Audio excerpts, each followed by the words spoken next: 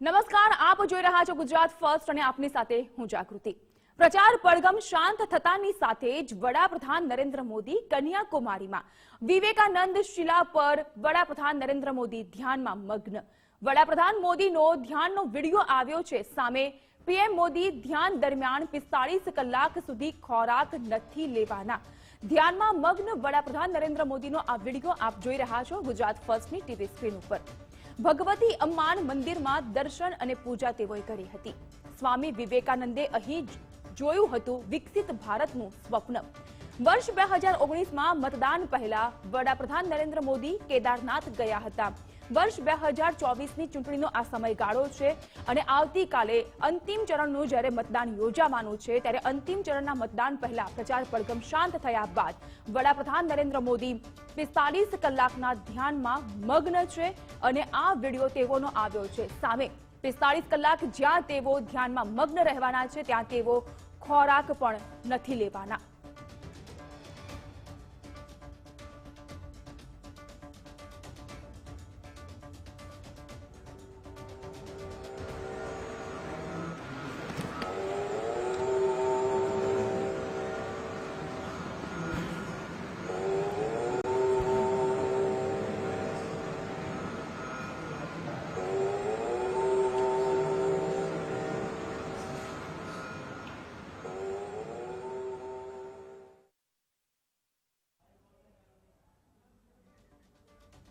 તો આજ સમગ્ર મામલે વધુ જાણકારી મેળવીશું। સંવાદદાતા વિજયકુમાર દેસાઈ જોડાઈ ચૂક્યા છે ફોન લાઈન પર। વિજય, આવતીકાલે અંતિમ તબક્કાનું મતદાન અને તે પહેલા વડાપ્રધાન નરેન્દ્ર મોદી ધ્યાન મગ્ન 45 કલાકનો આ જે ધ્યાનનો વિડિયો વાયરલ થયો છે સામે આવ્યો છે જેમાં વડાપ્રધાન મોદી ખોરાક પણ નથી લેવાના।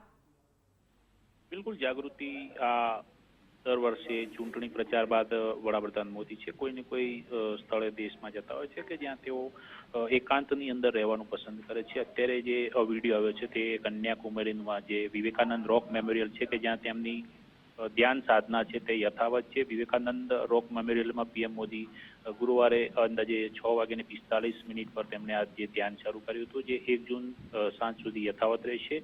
પીએમ મોદી એ શિલા ઉપર બેસીને ધ્યાન ધરી રહ્યા છે કે જ્યાં વિવેકાનંદે પણ ધ્યાન ધર્યું હતું।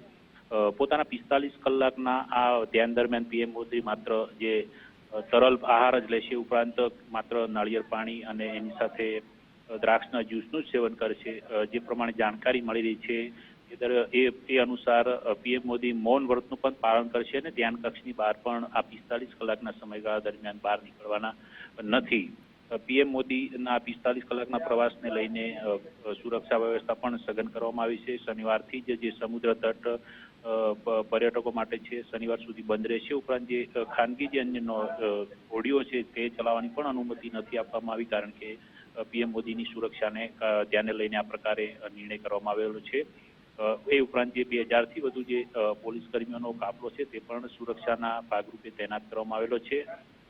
મહત્વની બાબત એ પણ છે કે ભારતનું સૌથી જે દક્ષિણી છોર એટલે કે કન્યાકુમારીનું આ જે સ્થાન છે કે જ્યાં હિન્દ મહાસાગર, બંગાળની ખાડી અને અરબ સાગરનું મિલન બિંદુ પણ જે ગણવામાં આવે છે અને ત્યાં વિવેકાનંદ પ્રભાવિત થઈને વડાપ્રધાન મોદી 70થી વધુ વખત જ્યારે ચૂંટણી પ્રચાર જે ચાલ્યો 70 દિવસ સુધી એ ખતમ કર્યા બાદ હવે ત્યાં એ પહોંચ્યા છે અને ઐતિહાસિક જગ્યા છે કે જ્યાં પહોંચીને વિવેકાનંદને તેમની જિંદગીનો એક મકસદ મળ્યો હતો ત્યાં જ વડાપ્રધાન મોદી પણ પહોંચીને અત્યારે ધ્યાન સાધનામાં લીન થયેલા છે। ઘણા બધી દ્રષ્ટિએ આ મહત્વની જગ્યા ગણવામાં આવે છે। એ ઉપરાંત તેમને મંદિરની અંદર પણ ગઈકાલે સાંજે પૂજા અર્ચના પણ કરી હતી જેમાં પહેલી વખત તેઓ જે ભગવાન પરશુરામની જે 3000 વર્ષ જૂની જે મૂર્તિની જે સ્થાપના થઈ હતી જે તે સમયે એવું માનવામાં આવતું હતું એ મંદિરની અંદર જઈને તેમને પૂજા અર્ચના પણ કરી હતી। જી, આભાર વિજય તમામ જાણકારી આપવા માટે।